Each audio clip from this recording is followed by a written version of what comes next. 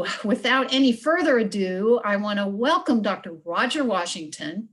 And he is a Stanford-educated, board-certified family physician, was elected as a fellow in the American Academy of Family Physicians in recognition of his work as a teacher of the principles of family medicine, his service to the community to advance healthcare, and for his book, Doctor, Why Am I Sick?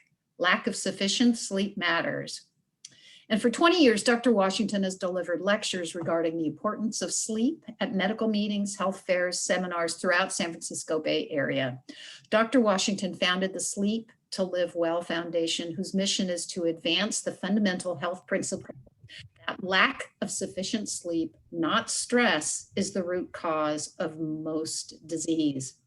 We're so happy to have Dr. Washington here today, and he's going to give us some maybe new perspectives, and it'll be an opportunity for us all to think about what we know, what we assume, what we think, and maybe look at a new perspective. I'm going to go ahead, and if there are questions as he's giving us some more information that come up and you put in the chat, I will track them.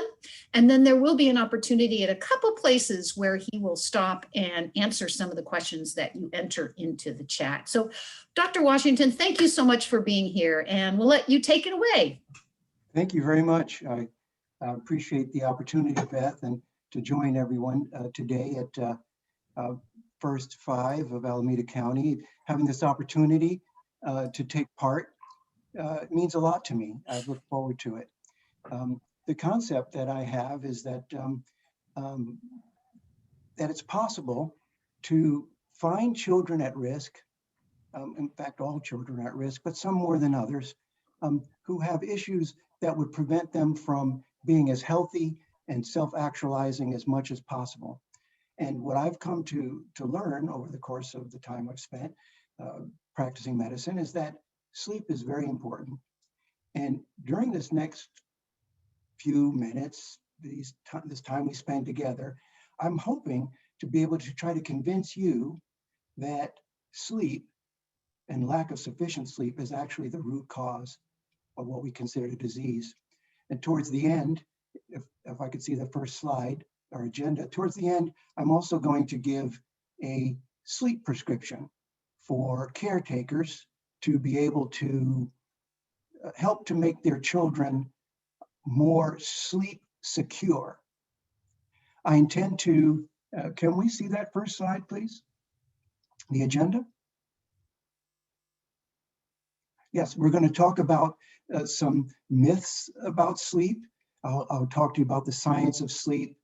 I'm going to talk to you about how the root cause of disease is actually the lack of sufficient sleep, not genes, not germs, and not stress. And I realize that many people believe that stress is the cause of disease. That's what you hear all the time. But again, we're going to take a closer look. You see, I'm not coming to you today as an academician. I'm coming to you as someone who's practiced medicine and who's seen and observed the same kinds of things that you do every day. I have a different perspective, though, on what those observations mean. Let's talk for a moment, and we're also going to do a prescription at the end for describing what you can do to help make your children more sleep secure. Would it be possible that we change the view so that I could actually see some of the participants? Because if I can see the reaction that I'm getting, it actually works much better. So if some of you would be willing to unmute your video, this gets a lot better. Okay, first we're going to start with a poll, and then I'll introduce myself a bit more. With a thumbs up or a thumbs down, we're going to introduce the following scenario. I'm going to take a 1-pound ball, and I'm going to take a 100-pound bowling ball, similar size, and I'm going to drop them from very high up. And of course, they're going to hit the ground. And then the simple question is, does the heavier ball that weighs 100 pounds more, does it hit the ground first? So thumbs up if you think it hits the ground first, and thumbs down if you think it doesn't hit the ground first. let's participate. You kind of get out what you put in, right? So let's participate. And if you don't know or you don't care, maybe just put in a smiley face. Okay, well, the idea is Do we that, have a, I'm sorry, do we have a thumbs up or I mean a thumbs down emoji? I don't know if we do, but I don't agree. I think they I see someone put their thumbs up, and I see people putting thumbs up. And the point is that for thousands of years, people thought that, yeah, the heavier ball hits the ground first. Aristotle came up with it and everybody bought in until some people tried it. And the Galileo, he tried it and they put him in jail because they said, no, you can't do that. You can't say that.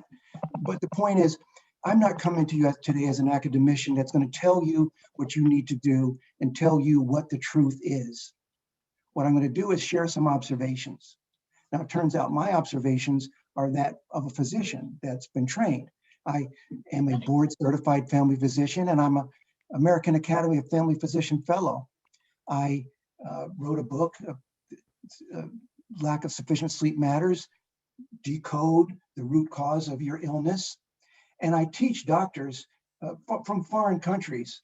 I teach them how to act as an American doctor would so that they can get residency training in this country. You see, I share their perspective because, like them, I'm a foreign doctor trained in American medicine. And what I mean by that is I have some bona fides, right? I tell you that I went to Stanford and that makes me a credible source of medical information, maybe. I can say though, that if my mama was here, she'd vouch for me. She'd say, yeah, the boy is book smart. You don't have a lick worth of common sense, but the boy is book smart. And the idea would be that maybe mama is telling you that you should listen to what I have to say. Well, in fact, mama was complaining that I was always asking questions. My favorite letter of the alphabet is Y. Mama, why does the light turn red and then you see the light turn green and then yellow? It never turns red and then yellow and then green. I've been watching, Mama. It never does that. Why does it do that? Mama said, boy, you better get away from here with all these questions. Why don't you go read the encyclopedia? I said, Mom, I can't read no encyclopedia. I'm in the kindergarten. Now, Mama didn't really say that. And my daughter has told me, Papa, you have RBF. And so when you tell people a joke, you should tell them that you're telling them a joke. And I apologize, but Mama never said that. But the idea was that I had an inquisitive mind and I came up in a different culture. I asked my father in the mid 60s, when Martin Luther King and Malcolm X were assassinated, I said, Papa, why are the people who are mad at the white people burning stores and homes in their neighborhood? Why don't they go to the white neighborhood and do some damages? And he said, well, that happened. The white people would call in the troops and all those black people would be killed. Oh, we had a different perspective. Well, it turns out that those riots that were in my hometown had an impact because a church in the community, a white church, in fact, decided that they wanted to make a difference. And they put together a scholarship for a young black boy from the projects to go to the local country day school for boys, where the rich kids went to school and could receive a better education. And I got that scholarship. Now, many of you looking at me said, that guy, black guy, he don't look black. Well, we black people come in many shades. And the point is that, yes, I'm mixed, but I grew up in a different culture. And so when I went to school and from high school, I went on to Pomona College, one of the more prestigious colleges, difficult to get into, and then to Stanford Medical School, the most difficult school to get into. I looked at the education I was receiving with a different perspective, a skeptical perspective, because I can tell you, I can volunteer that we black people look a little bit skeptical at traditional medicine, in part because we remember the Tuskegee experiments on black prisoners where they had syphilis and they were untreated to see what would happen. And we know about Henrietta Lacks and how her cells were used for all the experiments that are done on humans these days, but her family received no recognition or recompense. And then there's a gynecologist whose name I won't even utter, who did anatomical experiments in gynecology on his Black slaves and received all kind of accolades, and he did it without the benefit of anesthesia. And I went thinking about it. Point is, skeptical. But as a result of those scholarships, I received a wonderful education and an opportunity. And I also took on the responsibility to give back to the community, because I realized that's why I was given the opportunity, so that I would try to make a difference. And I decided that the best way to do that would be to go into family practice. Now, I made that decision when I'm 18. What did I know? I probably could have made just as big an impact had I gone into academic medicine, done research. But remember, it was the 60s. I was anti-establishment, and I noticed something, and maybe you've noticed it too, and it doesn't sit well with me, and that is that traditional medicine, the structure is that the doctor in the system makes money when you're sick. We don't make money when you're well. And although the concept is we're supposed to try to make you well, do we really? Where's the incentive? At that time, the idea of an HMO was to do preventive medicine and make the people more well, and by that way, give the doctor incentive to make people well. Well, it turns out HMO is just a way for the insurances to save more money. Didn't work out that way, but I bought in and I became a family practitioner. As it turns out, it worked out pretty well for me, because I listened to my patients and I made some observations that I'm going to share with you. The problem is that traditional medicine is guilty of thinking that science and evidence-based medicine is the only way to understand the human condition. And I didn't buy into that. In fact, I think that most people don't buy into it, because there are statistics that say half of all the money spent by people out of their own pockets is spent on what they call alternatives to traditional medicine. So there are a lot of people who are skeptical about traditional medicine and pharmacology. Many people want to try to do natural things to regain their health. If they have diabetes or hypertension, doctor, what can I do to get off this medication? Because they have a suspicion and an intuition that there's another way. And as it turns out, there is another way. So over time, I've become what I would refer to as a wellness physician. What I'm saying, in effect, is that my focus is not so much on finding your illness and then getting you well, and then you come back again and we make you well again. My focus is on what is health, why do people get sick, and how do I get you to be healthy? Turns out traditional medicine doesn't even have a definition of healthy. What we have is healthy based on when you don't have the sickness. It's a definition based on disease. So let me share with you a scenario. There's probably been a time in your life, maybe when you're with your family and everybody's sitting down to dinner and the table is set the way you like it with the dishes that you selected and everybody's getting along. Or maybe you see your spouse with your children and they're getting along and you think, oh, wow. It happens to people when they're near the ocean and they take a breath and they smell that air. Sometimes when you wake up in the morning and take out the trash and you see the sky, the gray light after a rain. People notice it when they're in an open air vehicle, a convertible, right? The wind hits you in your face. You look out at the vista, the mountains, the clouds, and you say to yourself, this is a good moment. You have a sense of, right, I feel like I'm in my right place. I'd like you to think about that if you've had that experience. If you've had that experience, give me a thumbs up if I can see you. If you don't know what I'm talking about, okay, thumbs down. Maybe you don't know that feeling. Maybe you do. And maybe you even have a word for it, right? I ask people all the time, what's your word for it? Maybe put it in the chat. I'll be able to see it later. I've had people tell me, oh, that's happiness, doctor. Well, happiness, maybe you tell your sister that. Maybe somebody told you a joke. Or it's content or serenity or in the zone. Or there are lots of phrases for it. I asked one of my patients, I said, as I do frequently, so do you know that feeling? He said, oh yeah, doc, I know that feeling. I get that all the time. I get that like once a year. Why are we talking about that? Well, I don't judge, or at least I try not to. That was his experience. He gets it once a year. He, like many people, thinks it's circumstantial. That when your circumstances are right, you can have that feeling. But I don't think it's circumstantial.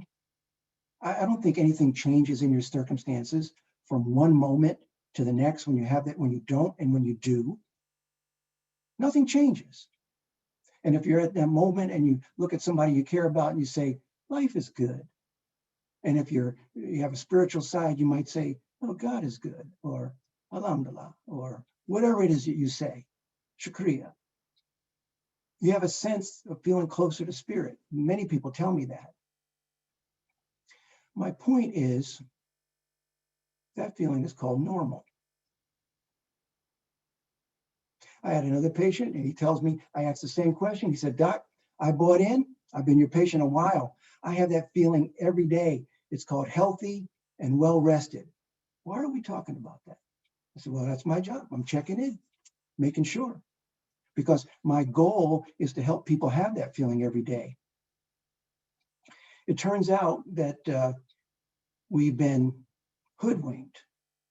We've been bamboozled and lied to, led astray by the psychiatrists, because we have a word for that, except the psychiatrist told us that the word euphoria means some sort of elated, kind of outlandish, unproportional experience of happiness, not real, out of proportion to what's going on in the world.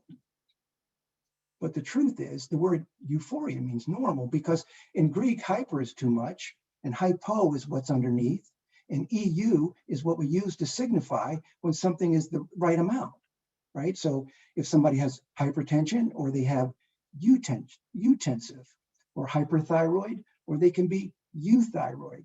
Euphoria literally means the feeling you have when you're not suffering from anything, and you feel like you're right in your right place. And I have understood over time that when I help people to sleep well, they have the feeling much more often. And so my goal is to help people with the things that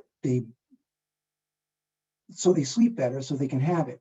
Now, what I wanted to emphasize is that you can have that feeling anytime you want, if you believe, if you have faith, if you put yourself in a frame of mind where you're more grateful than you are thinking about lack. You could have cancer, you could have pain, you could have any kind of an issue, but you can always find another person that has more than you and think, well, wait a minute.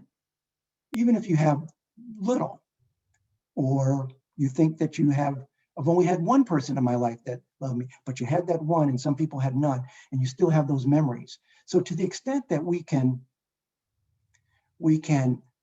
change what we believe, we can tend to have that feeling. Then so what you believe, and there's what you do. So there's things that you do. For example, sleep would be one of them, exercise, meditation, prayer. Those are things that people can do. Charity, when you do charity, it makes you feel more grateful. And of course, there's things that you can take, right? So we have medications and we have drugs that help you to have that feeling that I'm okay, I'm in my right place, and things are all right.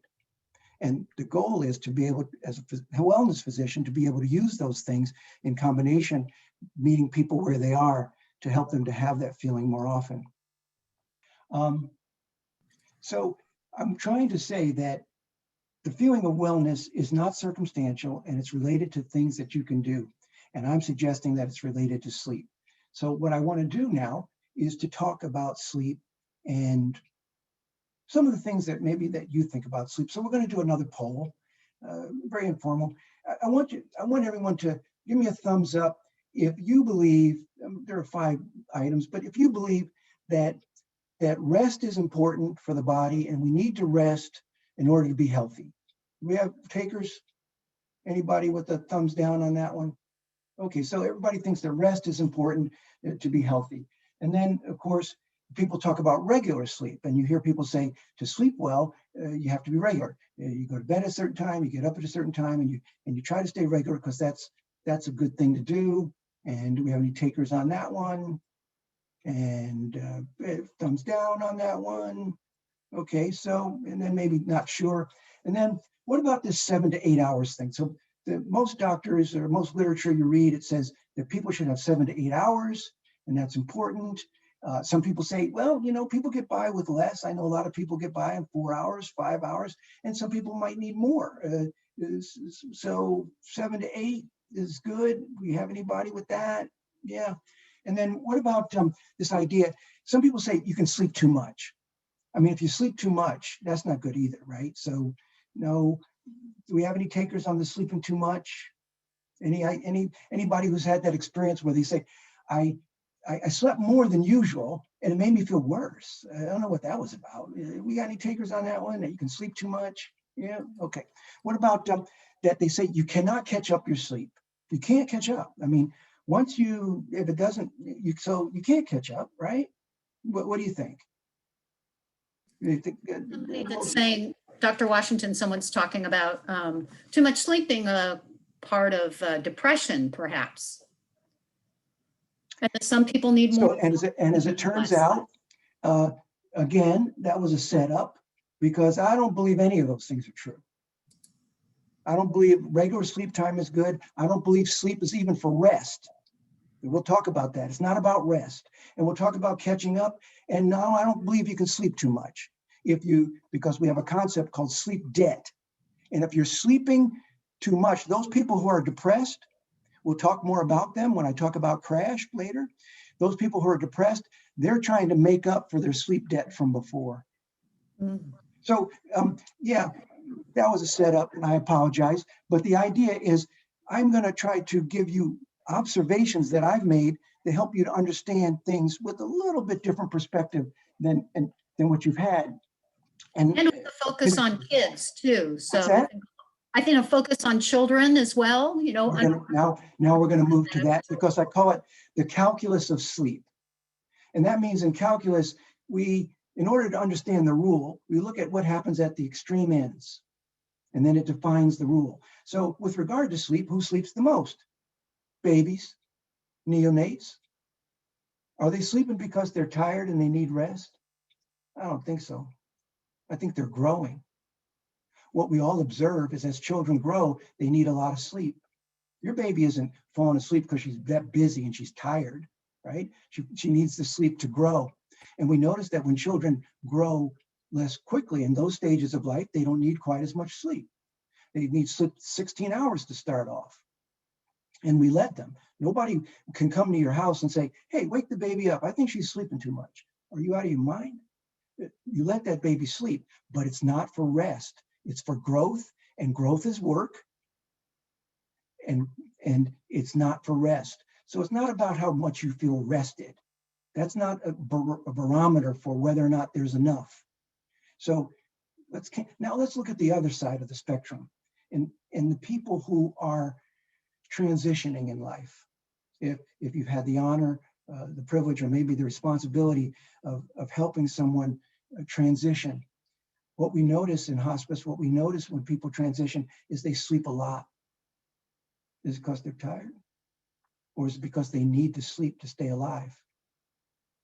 Sleep is what keeps us alive, in the same way that water keeps us alive, and food keeps us alive, and air keeps us alive.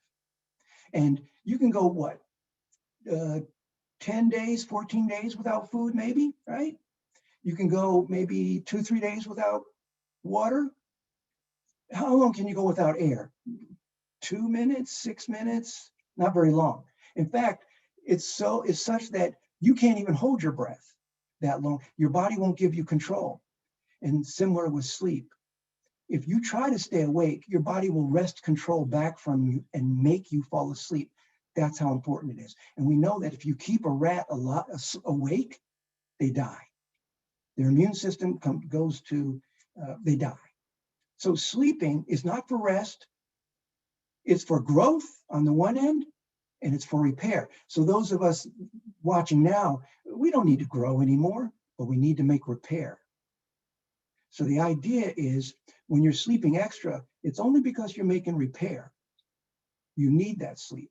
So that's a concept I would try to imbue you with, and I'm going to try to help you to connect the dots with it later. Now, I've tried to describe the growth and repair. And now let's look at what we observe in life, all of us that have been caretakers. What we see is our children tend to have a regular rhythm of sleep at certain times in their life.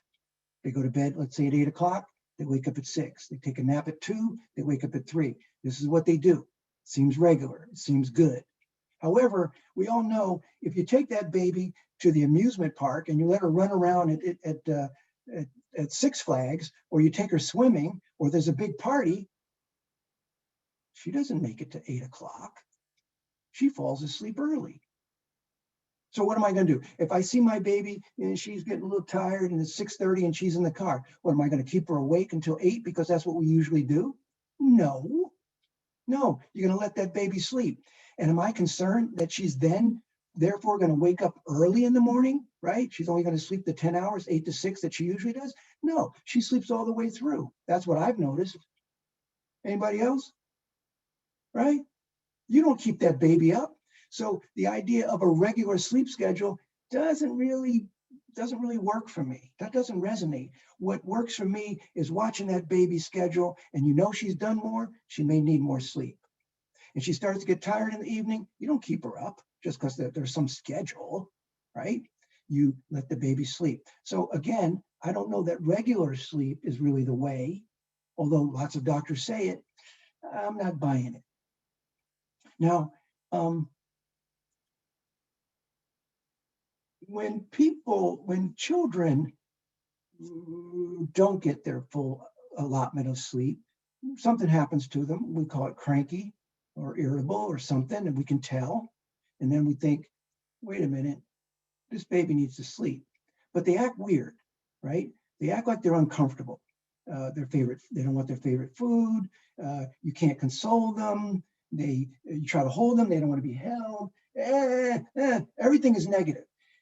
There would be no disciplining them at that time. You can't cajole them with a treat. That baby needs a nap. And when she gets her nap, she might sleep a little extra. And when you wake up, you have your sweet baby back. She's back to her regular self. She's back to euphoria, perhaps. She's back to feeling well. My point is that she catches up.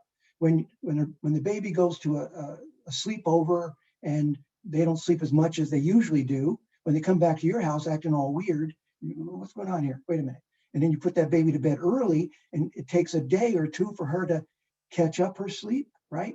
And when a teenager comes home from college and they sleep extra for a few days or on the weekend, or when an adult sleeps more on the weekend than they do during the week, are they catching up? It appears that they are.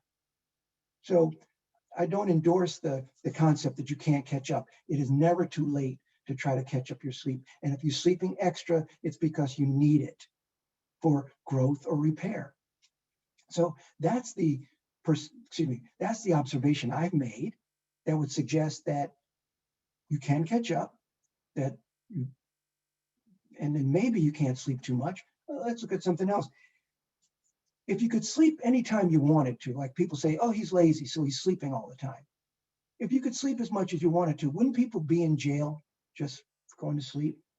They'd sleep the 30-day sentence away, right? No, you know what? I just eat my food, but I'll just sleep. You can't do that. And you'll see why later when we talk about Dr. Dement's experiments with regard to what he coined the term sleep debt. If you're sleeping extra, it's because you need it. And once you've slept enough, you can't sleep anymore. Unless you have something like narcolepsy, but that's rare.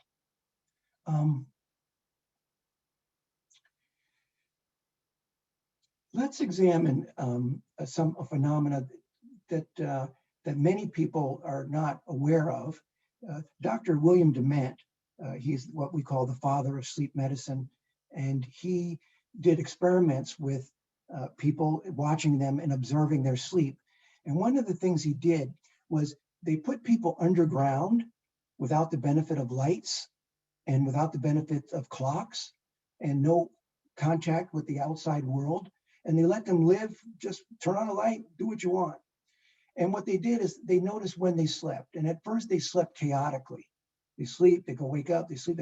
But after a while, they noticed that people slept for about 8 hours and 11 minutes, and they were awake the rest of the time. And then they'd be awake for a little more than 16 hours, and then they'd fall asleep again. And so the idea that people needed 8 hours came from these type of experiments. Now, there's a reason why the scientists have come up with 7 to 8, because in real life, that's what people do. When science looks at Aboriginal cultures that don't have the benefit of, say, lights and television and that sort of thing, they still notice that people sleep on about 8 hours. Oftentimes they take naps, but there are other cofactors. For example, the people that they put in the caves to watch them sleep were alone. So there were no signals from other people to disturb their sleep. In Aboriginal cultures, there's lots of co-sleeping. There's other people in the bed. There's other people snoring. There's other people doing things, getting up during the night. So what they notice is that people tend to go to sleep at about 9 o'clock, 8:30 to 9 o'clock at night, and they wake up after about 8 hours. They get about 8 hours of sleep close to sunrise. People don't go to sleep at sunset. That's not what happens in equatorial climates where the day is 12 hours and sun comes up and down at about the same time each day. That's not what happens. People fall asleep close to 9 o'clock. And as a matter of fact, if you're interested, it's close to the time that the temperature of the earth starts to balance out. And the idea is then that there's a biological clock that controls these things. When Dr. Dement took some college students and put them in a dormitory and told them, look, this is the experiment, 14 days, I'm paying you. You're gonna lay in bed from 6 p.m. till 6 a.m. and for 14 days in a row, and I'm gonna monitor your brains and see if you're sleeping. You're gonna cover your eyes. All right, go to it. Well, at first, they found that the teenagers, the college students, slept most days, most of them slept a full 12 hours. After about 8 days, they weren't sleeping 12 hours anymore. It got to be less and less. After the 8th day, people were sleeping 8 hours, and they laid in bed the rest of the time with their eyes closed and the mask on. And doctor asked, wait a minute, why aren't these students sleeping? They don't have anything to do. You'd think they'd be bored. Why aren't they sleeping? So for the rest of the 4 days, they were awake. So he came up with this idea of sleep debt, that they had accumulated sleep debt while they're doing their college stuff. And that's the way you get through school. Sometimes you don't sleep enough. And then when they had the opportunity to sleep more, he gave it to them, but he only gave them 12 hours at a time. So it took them 8 days to make up their sleep debt. But once they made it up, they couldn't sleep anymore, even if they wanted to, which gives us a suggestion that you can't sleep too much, even if you want to. That if you're sleeping extra, it's because there's sleep debt from previously. We'll talk about that more. So this concept of sleep debt is very important to caretakers, right? And you see your child and she's starting to get tired a little earlier than usual. Mother doesn't say something's wrong with the baby. She said, well, maybe she had a big day and she needs more sleep. But you don't question it to the point where you say, this is bad, and not put her to sleep. So the idea is that sleep debt and that concept can be very useful to you. Now let me explain to you sleep cycles. I think that might be our first slide.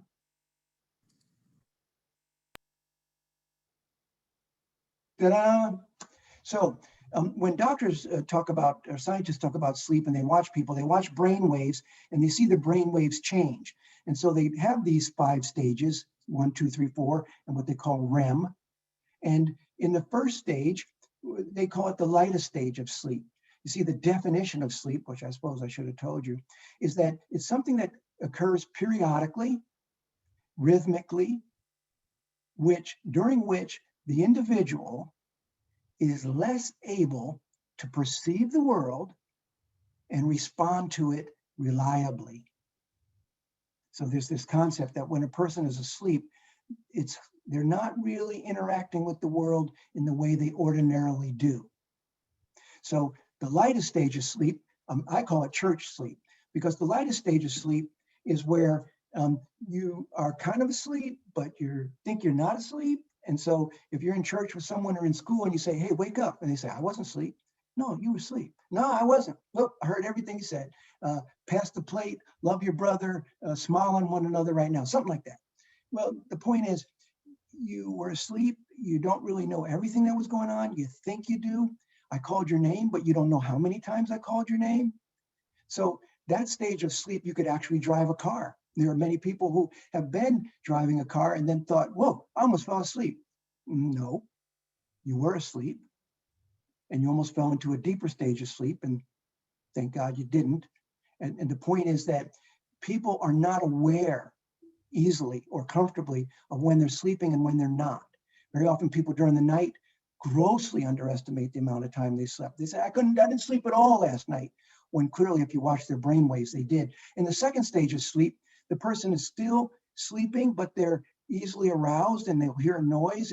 And then you go to stage 3.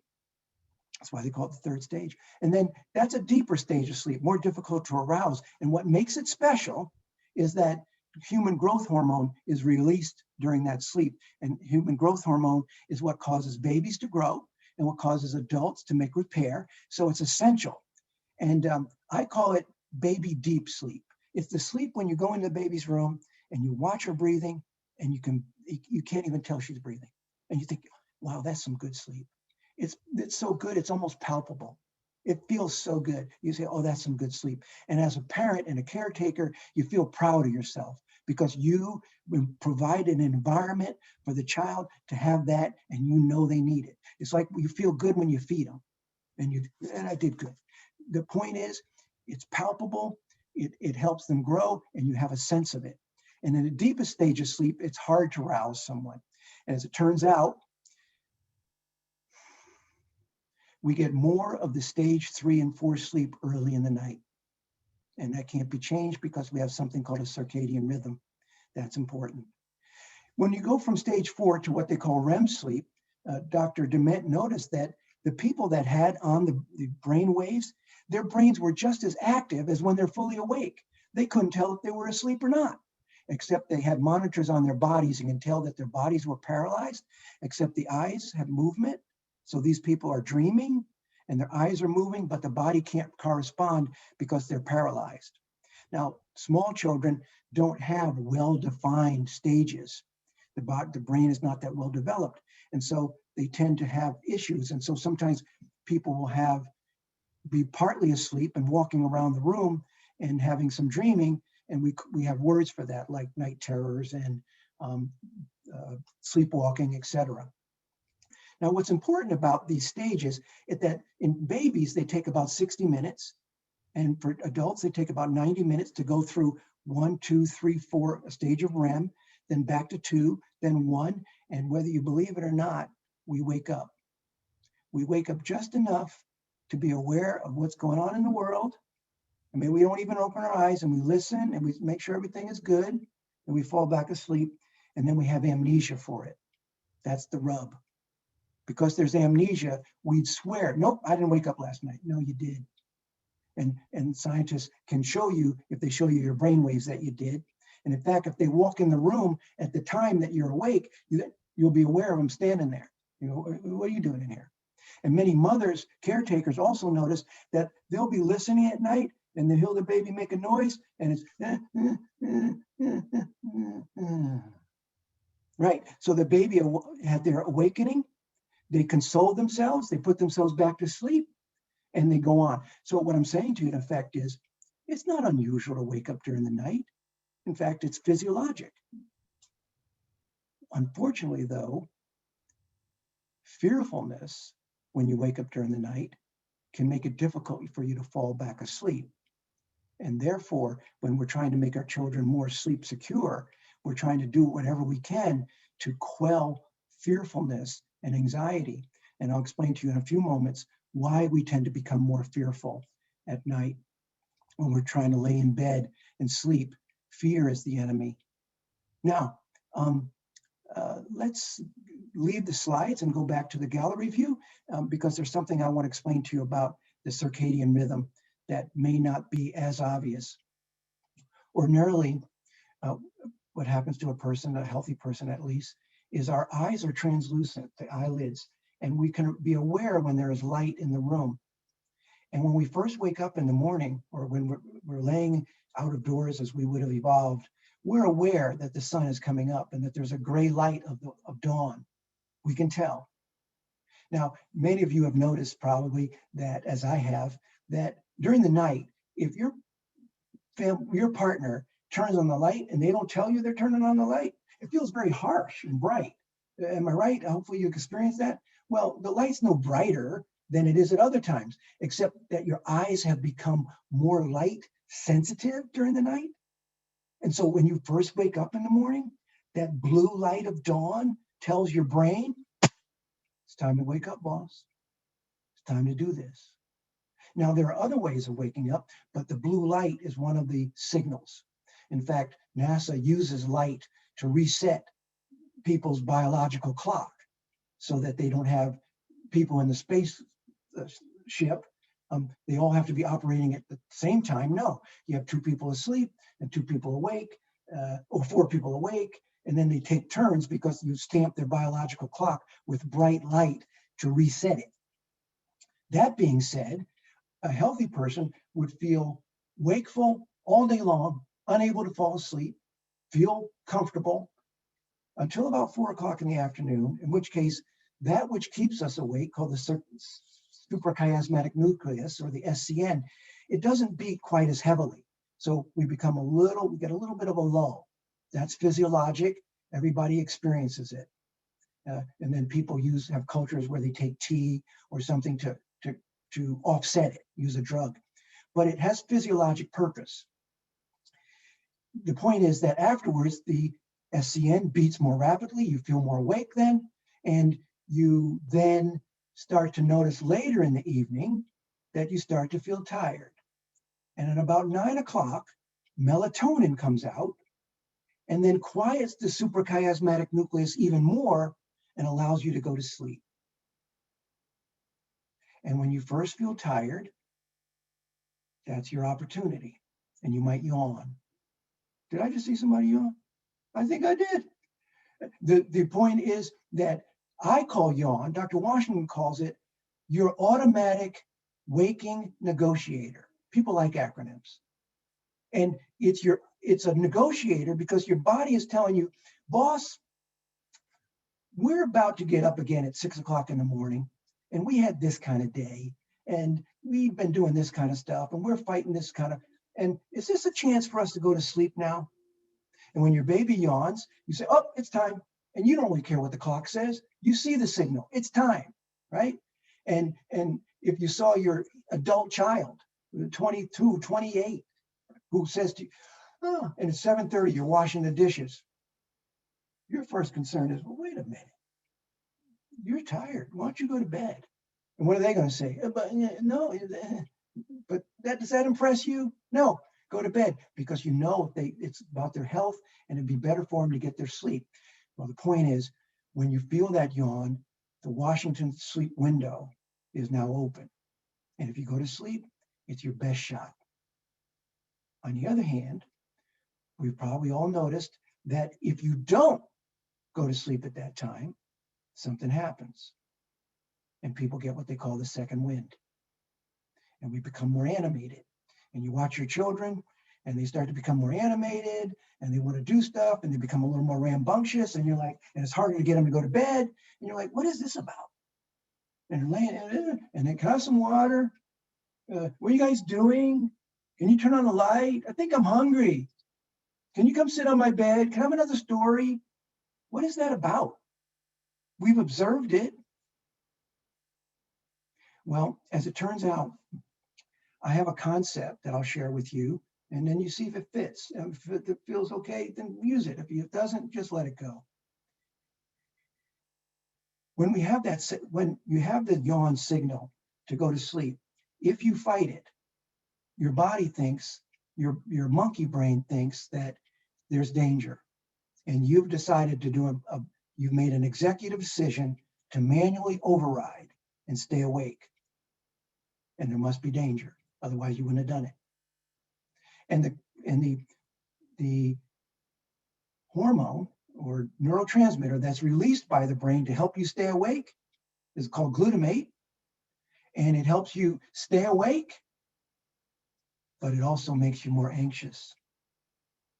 So the original people, when they'd stay awake, we have a reflex that glutamate comes out and we become more anxious and on guard. Did you hear something? I think I heard something. And everything that you experience, you interpret it in the negative. Did you hear a branch? I think that could be somebody. It could be the wind, but it could be an animal. It could be, I'm not going to sleep. You can go to sleep. I'm not going to sleep. So the point is, William James, a philosopher, MD in the 19th century, he suggested that sometimes the feeling comes first. So if glutamate comes out and starts to make us feel anxious, we're going to, by linguistics, we're going to think, what's making me anxious, right? So your baby is laying in bed feeling fearful because the glutamate has come out to help keep them awake. And they were rambunctious at first, but you said go to bed. And now they're laying in bed feeling fearful and wondering what's under the bed and what's in the closet and what's that shape over there across the room. And they start making up stuff. At least that's the concept I have around it. In other words, most people think it's the other way around, that your anxiety and your worries are what keep you awake. But I'm suggesting actually, if you miss the window, it's your glutamates that could keep you awake. And rationally speaking, what are you really going to take care of at 10:30, 11 o'clock at night? Can you fix the bills? Can you fix the problems? Rationally, you cannot. And when you go over your list, does it make you feel any better? No, you still can't sleep. The glutamates are designed to make you not sleep, and the side effect is to make you feel fearful. And if you use some trick to fall asleep, it's very likely that you'll wake up in the middle of the night. Oh, boss, wake up. Wow, we fell asleep there. We fell down on the job, boss. We fell asleep, but we're not going to let it happen again. We're awake, and what do we got to do? What do we got to do? What we got going on? What's going on? And then you're going to go through your inventory, and linguistically, you're going to believe that it's your stuff that's keeping you awake, whereas what I'm suggesting is that it's your glutamate. And if you do it over and over, and you experience that second wind, or you let the children stay awake, they become more prone to having glutamate build, they become more anxious. So I'm suggesting to you that there's a chemical component to the insomnia. There's a chemical component to what happens that makes us stay awake. Now, I'd like to talk a little bit more about that second wind. There are a lot of people who experience it and consider themselves to be night owls. They have an experience where they feel a little tired at night, in the evening, they start dragging a little bit, but they got stuff to do. So they push through it, and then they get this feeling of energy. In Farsi, they say, Khobish Paride, and it means sleep jumps away.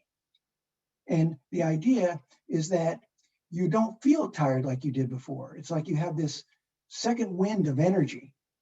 And what many people do is they use that second wind in order to be more productive. And then they feel more productive and they feel pretty good, and they're using it to their benefit. And they think, well, I'm a night owl. That's what it is. I'm going to legitimize this. I'm going to call myself a night owl. Yeah, that's what it is. This is good. I like this feeling. This is good. It feels great. Now, by the same token, I'm suggesting when children start to have that feeling, they don't have a way to describe and say, "Whoa, Mama, it feels so good when I stay up. I like doing what adults do. It feels nice when you stay up. You get that, ooh, that's kind of nice. Mama, can I stay up this weekend? Because I don't have to go to school in the morning." They're like little junkies. They have this experience, and once they experience it, oh, so this is what big people do? This is good. I like this, right? But remember I talked about how sleep is for growth, and probably many of you have experienced the idea that children, school age, have a growth spurt during the summer, right? And so I'm suggesting that the growth spurt during the summer is related to the fact that during the school year, the wacky school schedule didn't allow them to get the full sleep that they would have gotten. And so during the summer, when they have more chance to sleep, they grow faster, which implies that their mental development and their physical development was stunted during the school year because of too little sleep. And then when they're paying back their sleep debt during the summer. And if that resonates with you, I hope so. And if it doesn't, we'll let it go. But the implication is that we need to guard our children's sleep even during their school schedules. What I'm suggesting is that when the night owl child then wakes up in the morning, what you notice is that they're cranky and it's not pretty. They feel irritable that day. It's not so good. And you try to do what you can to get them back on schedule the next day and make sure they get their naps. Now, we adults, when we wake up in the morning, we've got coffee we can go to. And we can tell ourselves, I'm not a morning person. Nope, nope, nope. And we have a social skill set that allows us to trick other people and ourselves into thinking that we're okay. Remember, the definition of sleepiness or sleep is that you're not as quite aware of your environment as you ordinarily would be. So the person who is tired during the day a little bit of sleep deprived, they don't know how cranky they are or how irritable they are. Dr. Dement tells us that sleep deprivation is the most common brain impairment. Many people experience it and are not quite aware of how bad it is, but I'm suggesting that it prevents you from having the wellness experience that we talked about earlier. And people want to legitimize it, and that's called denial, and bargaining by saying, no, I'm a night person. I do better that way. Well, we'll see if that actually works out. By the way, it occurs to me to share with you something about this experience we're having. I'm basically going to contradict things that you think that you believe. And it can be an uncomfortable experience. At least I've had that expressed to me in the past. And I want to remind you of Dr. Kubler-Ross's formula. She described that the five stages of grief and loss were denial and bargaining and anger and depression and acceptance. And you hear something that doesn't quite fit. Is that true? I don't know. And then, well, maybe both are true. Maybe your way of thinking and my way of thinking, maybe they're both true. And then there's, hey, wait a minute, where you get off telling me that what I was doing was wrong? And mad at myself, people think, well, how could someone who loses, say, a loved one to lung cancer, how could they be angry? What is that about? Well, what I've experienced is that oftentimes people will say to themselves, why didn't I get Dad to quit smoking cigarettes? Why didn't Dad take the chemotherapy more seriously? There's a certain amount of blame and guilt and anger at oneself, and then the depression that goes with it. What I've noticed is that there is a formula that I'd like to share with you. I hope you're open to it. Beth has assured me that we're a very open group. And again, I'm suggesting to you that before you share it, can I have a question, a comment before you share your what you're going to share? Is that okay? I'm listening. When it talks to sleep deprivation, and I'm a total believer in that. I just turned 50, and it used to be I can go, I'd sleep a couple hours in the night and I'd be okay. But I'm gonna tell you something. We got a call at 2 o'clock this morning. I've been up, I didn't get no sleep. We had a crisis call and we had to drive 2 hours. We just got back a couple hours ago. I haven't slept. For me, one night with no sleep, when I look in the mirror, I can see the age. I look like an older person. Like, thank you. For me, quick. Thank you for sharing. And I I'm mean, going to it's try just to like right bring now, this together. I can see like I didn't sleep last night. I appreciate when I sleep, I got this better glow and just look healthier. So thank you.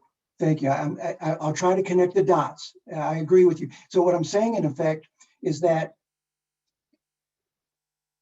Kubler-Ross, what I'm suggesting to you is this.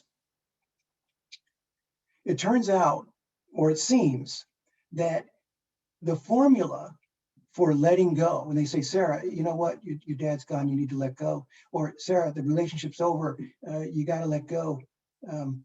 What I've observed is that if you can try to suspend judgment of yourself and others, it helps.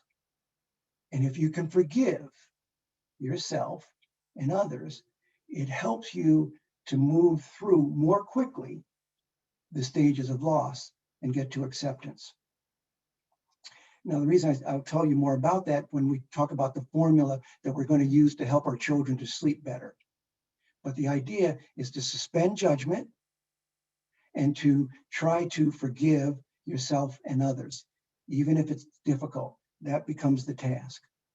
Now, so many people hold on to the idea that they are a night owl because it works for them. But I'm going to talk to you about that and why it seems to work. But as our guest was saying, it doesn't work after a while. It catches up with you.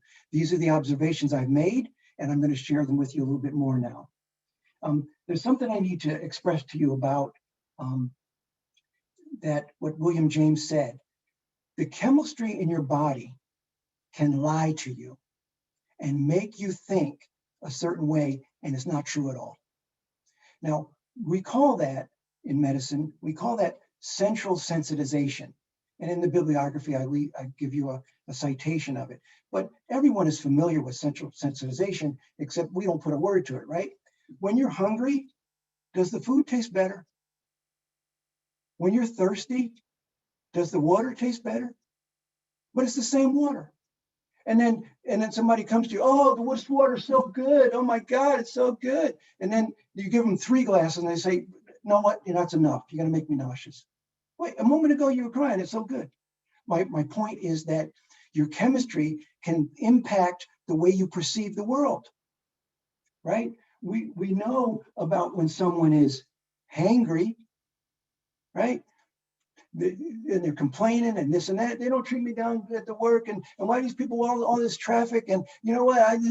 Hey, wait a minute, you know what? And my mother was she didn't appreciate me, and you don't know how my burden, and then hey, you know what? Have a cookie, right? And they feel more like themselves, like the commercial, right? The point is, the person who is impaired doesn't quite know how much they're impaired. So central sensitization is the expression that we use when the brain is not fully appreciating the way things really are. I call it tranky. So many of you know what tripping means. You make a big thing out of a little thing. And so what I've noticed that when people are a little tired, they start tripping and they're cranky. So in the same way we have hangry, now we have tranky. When a little child is tranky, you get, maybe listen, you just lay down, close your eyes. Well, no, just close your eyes. Knocked out. Pay that sleep debt, you get your child back. There are many cultures that suggest that, you know what, sleep on it. Let's not talk about it. Just sleep on it. We'll talk about it in the morning, right? Dr. Washington, I Yes. just want to give us a little time check. We're at 11. I checked. We have till 11:30, so we want to. I appreciate it. Wonderful stuff. So yeah. So what I'm suggesting now is that headache and migraine and hangover are all the same problem, and they're due to lack of sleep. And it's the body's way of telling you what you need to do in order to make us fix. When people drink too much, they get all excited and they can become animated. It's supposed to be a sedative, but for many people, it's exciting, but it ruins the quality of sleep. Nobody ever passed out and woke up feeling rested. And the next morning they'll tell you, oh, the light's too bright and the clock's too loud. Oh, my stomach's so upset. But the clock is the same. And the same is true for migraine. Well, what people do notice is that if they hold their head, go somewhere dark and quiet and lay down, it feels better. So the body has 2 ways to make you do what it wants. It can make it feel good, like when you're hungry, or it can make you feel like you want to be away from everyone, seclude yourself, and what? Sleep, because sleep is the antidote. I have people all the time telling me, Dr. Washington, no, it's not because I didn't sleep, it's because I didn't eat or I didn't drink water. What time did you get the headache? Well, it came like 4 or 5 in the afternoon. Why didn't it come when you were hungry? Why did it wait? And the point is that it comes as a result of doing too much with too little sleep, and sleep becomes the antidote. So what I've learned is that lack of sufficient sleep prevents you from seeing things clearly, but sometimes people have an ability to get a second wind and animate themselves. Who here has ever had the experience that when they push themselves, they tend to feel more capable to get things done? when I ask people here in Silicon Valley, and I say, listen, if you have a project that you need to accomplish and you make your mind up to it, have you ever noticed that you get more energy to get your job done? You ever notice that when you do that, you can get by with less food, work right through lunch, or maybe get by with less sleep, get it done? You ever notice that? And they say, yeah, okay. Well, I ask people about it and they tell me that a series of characteristics, and I call it accelerated. It's an acronym I made up and it's in our next slide. And accelerated stands for, the A stands for they feel like their mind is more active and they feel more confident and more creative and cleverer. And they have this feeling of extra energy, like I can do it. And they have less need for sleep. They feel more entrepreneurial, like they're going to be able to get this project done in a novel way to move resources around. Randy means that they feel more willing to take a risk and more interested in pleasure. A lot of times people stay up at night and have this accelerated feeling and they're more involved in games, more want to do something. Nobody ever goes to the party early when they're tired. They wait till they become accelerated and then it's on and cracking. It's a good time when you go to the party late. People feel more articulate and talkative. They feel more powerful and enthusiastic and entertaining, what people call charismatic, and they become more determined. What I'm suggesting is everyone has the ability to get a second wind, even small children, and some people have found a way to use this ability to be more productive in life, and it's easier to do it when you're young. And people can use that energy, and people can go longer. Some people can go 4 hours without sleep, and they use it to make themselves successful. I can tell you that the CEOs and the companies here in the Silicon Valley, they are the best at it. They can go without sleep and be very, very powerful. But what goes up must come down. So what I've noticed in the next slide is that what people tell me is that they become crashed. When they achieve their project, that's when they become sick. That's when they get a headache. That's when they get their irritation. That's when they come to see me. They feel crashed, like they hit the wall. They kind of want to be left alone and feel reclusive. Kind of like if you think about a migraine, they become a little bit irritable and they have sleep changes. Either they want to sleep a lot or they can't sleep enough. This is the depressive that Beth was talking about earlier. When I meet people and they're depressive and then I ask them, did you have an accelerated experience before this? Well, yeah, doctor, I'm a single mom. I have to get things done, but I can't just keep going. Right? And what about the woman who wants to have a perfect pregnancy and is pushing herself to get stuff done and she's enjoying the accelerated experience and then she crashes into what they call the postpartum depression? So this depressive feeling is what I'm describing when I talk about the up and down. And the next slide will help you identify whether you can relate to it or relate to it with one of your children. And the first question is, we asked it earlier, have you ever noticed that you might feel tired and get a second wind? And then you feel less tired. Next, we talk about having an urgent task and feeling extra energy. And third, do you have a name for that extra energy? Some people call it their soldier mode or on a mission. What about the next one, where it says, do you have a name for it? And where do you think the energy comes from? People say, well, it comes from my will, doctor. It comes from, I got to get it done. I don't have a choice. And the last thing I ask people is, this extra energy, you think it's free? People know there's no free. So I call it energy borrowing. And I'm suggesting you're borrowing it from your immune system. And if you notice, the next time you get sick or one of your family members gets sick, see if there was a change in getting less sleep. I had recently a person tell me that they moved, their child's sleep situation became disturbed, the child became ill. Now, people suggest that it's from stress. And I think that's a legitimate concern. But let me ask you, if you go through the sick questions and you find that, yes, I got sick when the stress was over, then shouldn't you get sick from the stress in the middle, if that's what caused the sickness, when it was at greatest? But it waits. So I'm suggesting that it's actually due to the lack of sleep. And in the next slide, I describe what I call the Washington sleep loss principle, because I say that the likeliness of illness goes up related to your activity, whether it's mental or physical, and if you don't sleep enough. And if you have a lot of activity and you don't sleep enough, you're one of the 4 hours, then you're more likely to have immunological, infectious, other kinds of metabolic diseases. I'm going to connect those for you in just a moment now. What do we know about poor sleepers? We can leave the slide. Sleepers in the world are doctors. They have twice the suicide rate and the worst health of anybody. We know about the nurses study where they gave women estrogen, which makes women more powerful and has more accelerated experience, but it also gave them more heart disease. We know about something called blue death. When you ask a fireman or a policeman, are you stressed? They say, this is what we do, 24-hour shifts, no problem. Got to do it.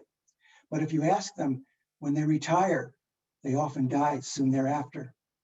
There are many times you hear about a couple, for example, he's fighting cancer, they've been married for forever, and then he loses his battle to cancer and he dies, and soon thereafter, his wife dies. And people say, well, it was love.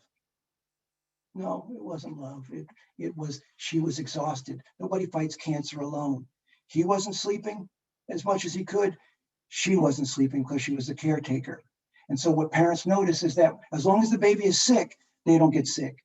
But when the baby gets to a situation where it feels stable, oh, I can relax now. That's when mom gets sick. So I ask you to take a look for yourselves. Now I'd like to open the next slide to the ACEs, which I'm sure that you're all familiar. And the idea is that children are at risk related to the environment that they have as children, whether there's abuse or neglect or household dysfunction. I'm going to suggest that the connection between what's called the neurobiological link that is of the toxic stress is, in fact, the lack of sleep. Because children that have these kinds of chaotic situations become sleep insecure.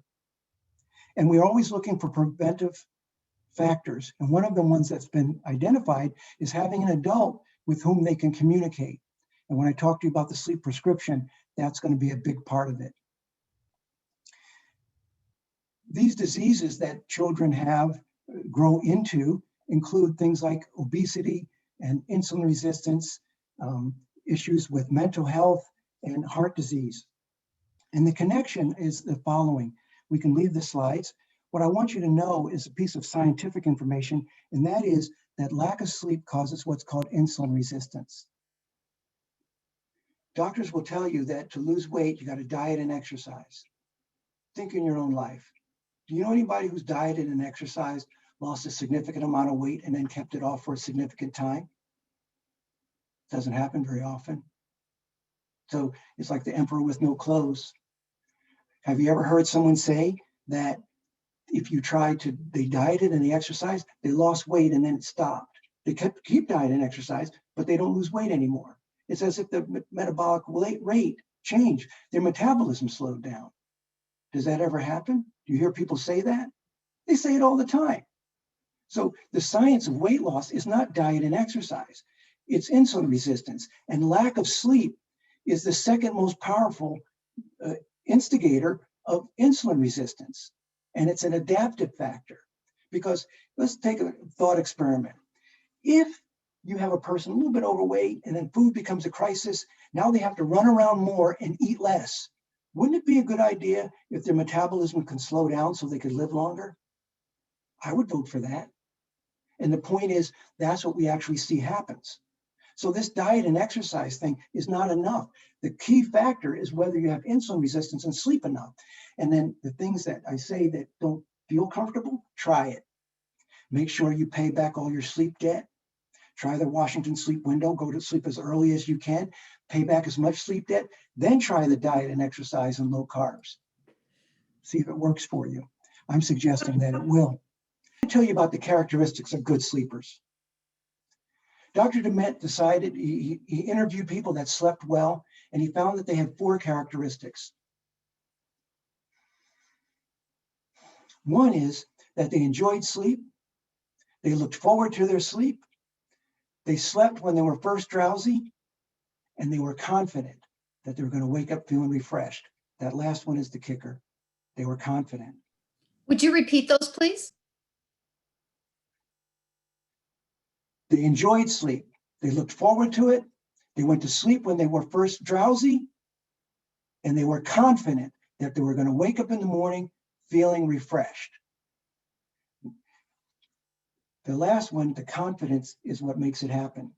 You see, you gravitate towards that which you secretly love most, and you meet in life the exact reproduction of your own thoughts.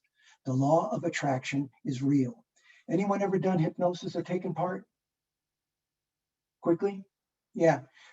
Anybody here ever set the clock for a certain time you needed to get up and then woke up 1 minute before the alarm? Anybody done that? Sounds like hypnosis to me. You gave your subconscious mind, gave your subconscious mind a suggestion, an affirmation that you said in faith. You believed it was going to happen, and you woke up a minute before the alarm. How'd you do that? You don't need to know how it works. The point is, you don't know how you get the extra energy when you ask for it, but you affirm it, and you affirm that you want to wake up at that time, and you wake up at that time. That's what good sleepers do. What poor sleepers do is that they're fearful. They're fearful of having that dreaded experience of tossing and turning at night and can't fall asleep. We described that it was glutamate. And the people say to me, Dr. Washington, I don't want to go to bed too early. Well, hey, you know what? Try it. I didn't say early, I said in the Washington sleep window. So I hope that helps, because hypnosis is real. Self-affirmation, you gravitate towards that which you secretly love most. And what we're going to try to do is teach our children to affirm to sleep well. The places on Earth where people live the longest, can I see the next slide? Are called the blue zones. And what these people have in common in Okinawa and Sardinia and in Loma Linda, California, is that they are isolated communities, isolated by language or culture or religion. The people in Loma Linda, California, the Seventh-day Adventists, they have a different way of operating. They don't believe in the secular life. They believe in work. All these cultures believe that you work hard every day, you put in mental and physical activity, and you go to sleep early. You don't participate in television and the rest of this, what other people do. The people in Sardinia, it's a very hilly, these are sheep herders. They work very hard. The sleep of laborers is sweet. It says that in the big book. Let's leave the slide. The next slide, please. I'm going to try to wrap up so I can get to your questions. Are our sleep prescription. And the first item, engage in active mental and physical activity. You got to get your children playing. You got to get them engaged. You got to basically wear them out so that they will sleep better that night. Mental and physical activity. Second one, repeated suggestion. Baby, you're going to sleep good tonight. What? Yeah, you're going to sleep good tonight, sweetheart. Yep, you're so tired. Are you tired? Yeah, I think you're tired. Children don't know when they're tired. Children don't know when they need to pee. We have to teach them. Are you hungry? Yeah, you see, you feel better. Next slide. Dinner at sunset. We talked about how blue light in the morning tends to take us wake up. So that's why the red light in the evening as the sun comes down tends to make us feel more sedated. The next slide. I recommend that you look for in your child, your person, your family member, when they first start to feel tired. When do they rub their eye or pull their hair or rub their scalp as I do? The next one, maintain bedtime rituals. When we have transition, going to sleep can be difficult. It's a little bit scary. We're going to lose consciousness and all control. Human beings, socially, we engage in rituals to help us with transitions, with marriage, with coming of age, with funerals. Having a bedtime ritual is very, very useful. Over and over, get them used to it. The next slide. I recommend taking a bath because it drops the temperature. And the temperature dropping is a signal for the body to start to get tired. The next one involves massage because when you rub the baby, oxytocin is released. There's a certain amount of bonding. It feels relaxed. It helps to induce the baby to want to associate relaxation with the next steps, which are to engage in, please. to engage in quiet play, avoiding the blue light of a screen. It's not healthy. It's not a good idea to engage in blue light. And rambunctious play might get that child to get the second wind, which we need to avoid. The next slide. Now, reassuring talk and bonding. I told you that they found that having a parental figure seems to be a preventive factor in our children who are at greatest risk, who have ACE scores of 4 or more. Transparency, I'm a 6.5. But it's possible to make our children more sleep secure if we talk to them, even if it's just for 2 minutes. Oh, you had a difficult day? Oh, they teased you? Well, baby, have you ever teased someone? But you're a good person, right? So mama forgives you. Maybe you could forgive those children at school. Can we do that? Can we try? It's going to be fine. Mama loves you just the way you are. 2 minutes of a nighttime reassuring bonding with your child is like 2 minutes, a month, amounts to an hour of therapy. The idea is that children need to feel loved. They need to feel safe.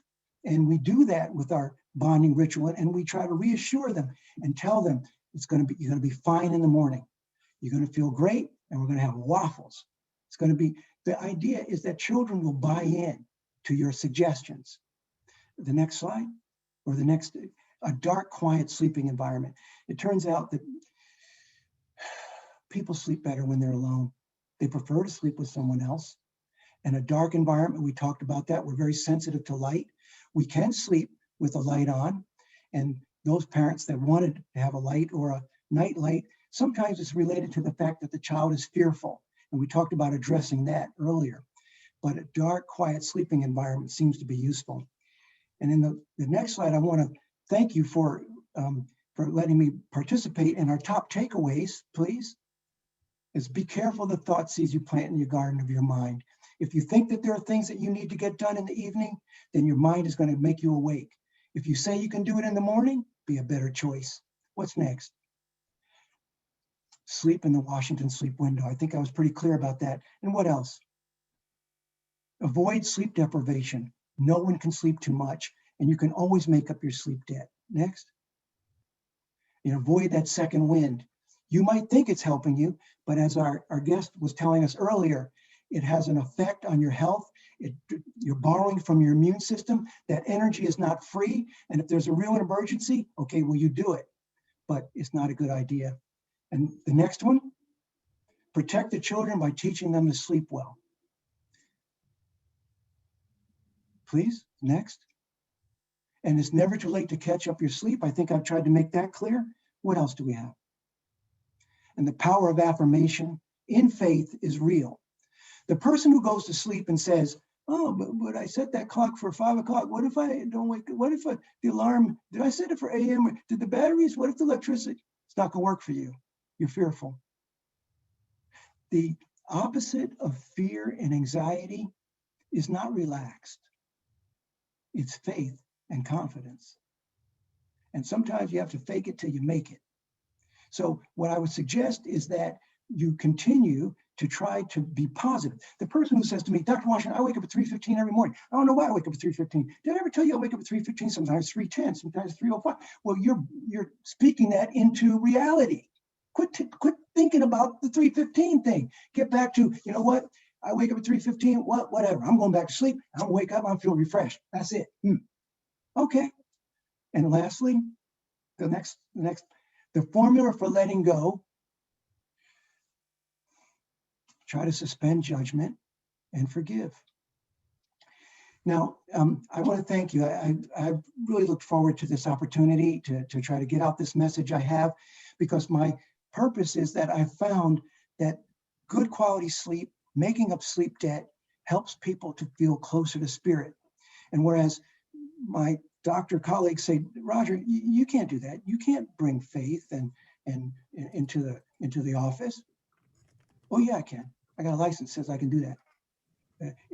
And faith is real, and you can call it whatever you want. Let's call it positive affirmation if you like to.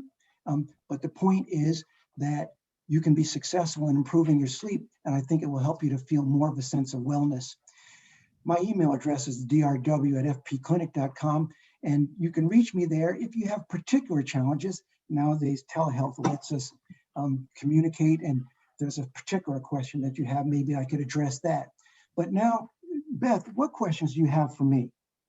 Great. Yes, there's some wonderful questions. Thank you so much, Dr. Washington. This has been Thank you. interesting. So which of the stages do we dream in? Someone's asking. Stage 1, stage 2, and REM. Okay, and REM. And does Deep it, sleep, you're not dreaming, you're dead, you're out. okay. And does dreaming interrupt our quality of sleep? Okay, I'm sorry. Sleep has 2 purposes. One, you don't need to know about the stages. I should have said that. Two purposes: growth and repair, Mhm. and growth of your memory and your persona. The more you sleep, your dreams are allowing you to learn and allowing you to actualize what you believe. For example, you cannot have a bad dream. Your dreams are yours. Your dreams are your subconscious and your conscious trying to communicate with you because you're living your life out of a line. You can't have a bad dream. When my mom hits me in the back of the head and I say, Mama, what was that for? Boy, that was to get your attention. I didn't hurt you. The bad dreams are to get your attention because you're not living your life in congruence with your beliefs. I'm sorry, next. All right. If the daycare center is unable to accommodate the 90-minute nap for whatever reasons, then the child is more likely to become ill. Can you explain That's right. how that happens? But you kind of did, so. Well, I think I explained that. You let those people change your child's sleep habit, that child's gonna get sick. The children can have all kinds of chaotic sleep as long as it's the same one that they've been having. And if you try to make them conform, I don't think that's a good plan. Yeah. And what is a good way, someone asked, what is a good way to explain melatonin to a child? I don't think that's, I don't Yeah, I don't understand the even benefit know. of that. I want you to know that melatonin doesn't work if there's a light on. It doesn't work if you don't want to sleep. It's only meant to work if you want to sleep. That's the yawn. Mhm. That's your negotiator. If you kibosh it, it's not going to work. It's not supposed to work. The human being that fell asleep when there was danger, they didn't make it. So melatonin is not going to help you much. What else? What are the strategies to help school-age children fall asleep and sleep through the night if they're having trouble falling asleep and staying asleep? The staying asleep, I think, is when they miss the window. Okay. And I think I probably, I don't know. You know what? It would be interesting to see some video of kids that are in the window, and then how do you navigate the, Well, yeah. So that'll be another training. Well, I'm going to, Sleep to Live Well Foundation is the 501c3, and I'm Okay. going to organize that to try to come up with a team that can do these things and get the message out. But most caretakers can tell, if you watch closely, you know what works for your child and what doesn't work. If you Right. miss the window, it's going to be a bad night, and he's going to be standing next to your bed saying, I had a bad dream. Can I get in your bed? Right. You missed the window. Yeah. It makes me wonder then, if you start thinking that, then, No. of attraction. We're not thinking negative. We're thinking we're going to sleep good tonight, baby. Yes, it's going to be good tonight. You're going to get tired and you're going to you feeling sleepy? Yeah, I think you're feeling a little sleepy. Let's start. Get our jammies, get our ritual. Your children will look forward to having that bonding with you. What child doesn't want to have more one-on-one time with the person they love most in life? Yeah. How is ADHD related to lack of sleep? Lack of sleep makes you feel even more scattered. ADHD is not a disorder, it's misnamed. If you meet me at drw@fpclinic.com, I'll explain it to you in depth. That is a mistake. Okay. I'm sorry. Did I mention that I'm passionate about this? Did I mention that I have a different perspective? I apologize. That's Next. okay. It's okay. How does food, clothing, and shelter play a role in healthy sleep patterns? Thank you very much. So I would say that extra sleep The dream sleep that we get in the morning when you're sleeping in your mama's house and you decide, I'm not getting up in the morning, and you wake up, you go back to sleep, and you wake up, no responsibilities, go back to sleep, and you get that extra sleep. That is the sleep that allows people to experience Maslow's higher goals of loving, belonging, and self-actualization. You have to get the basic sleep, the deep sleep, in order to fulfill the basic needs of repair. So we have to have all of it in order to be healthy. You have to feel safe. You have to have food. I'm sorry, I hope that's obvious. What else? How do we prevent that death from exhaustion for caregivers?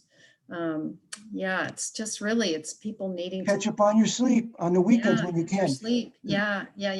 Oh, by the way, if you contact me, you can sign up for one of our future seminars where I talk to people about things that you can do in order to meet the challenges. Like, what if I have too much to do and I can only sleep 4 hours, doctor? What about if I'll talk to you more depth about those things, and I'd be glad for you to sign up for one of our future seminars.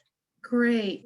And one other question about in childcare and the group care, it can be a difficult environment for longer naps with babies. And not that caregivers want to shorten the naps, but I think, group caregiving is sometimes really, really difficult. It is, it's a challenge. And part of what I believe, and it may, I've gone this far, I might as well go all in. I believe that the reason that people died so much more younger and previously is because nobody slept. You got a small room that's cold and poor conditions. You got vermin. You got people snoring. You got 3 generations of people. It's unsafe. It's unclean. It's not quiet. Nobody slept. My point is that without sleep, it ruins our immune systems. But that was the norm at one time. Unfortunately, whatever we can do to ensure our children's baby deep sleep. Now, there are some, I can assure you that you can train your child to sleep well so that whatever can happen, that child will sleep and won't be aware of it, wake up feeling just ready to go. But they have to be trained. So training, so that might be another training that we do. Yeah. That training involved, like how do we help families do that? So I want to honor our time. We're a little bit over. I'm sorry. No, it's fine. There's a lot of questions people are having. We know that from our work at First Five, children, some of the struggles that children have in school are due to the fact that they're tired, sick, or hungry. Right. And sleep is such, we just don't talk about it that much. So this has been really important for us to be able to have this training today. And he has a book. Will you please just mention your book, Dr. Washington, so people... It's available on Amazon. You can call it Sleep Matters. It's easy to remember that way. Okay. And in the book, I connect the dots in more detail. And in a very informal, maybe you picked up on the fact that I'm somewhat informal, in an informal kind of way that also includes some science. And again, I want to thank you all for allowing me this opportunity to talk to you about the thing I'm passionate about. Yes, thank you so much for being here today, Dr. Washington. And thank you all of us for joining us today. And for those of you that have been rallying me to say, can we have Dr. Roger Washington come? That's been great. You know who you are, yeah. So thank you so much, everyone. We will be posting this training on our website. And I put in the chat his email address if you wanted to reach out to Dr. Washington, and you can find him online. I found it pretty easily. So just thank you so much, Dr. Washington, for being here, for sharing your perspective, for giving us this good information, helpful information about the importance of sleep in our life. And thank you everyone again for participating. We hope to see you at our next training.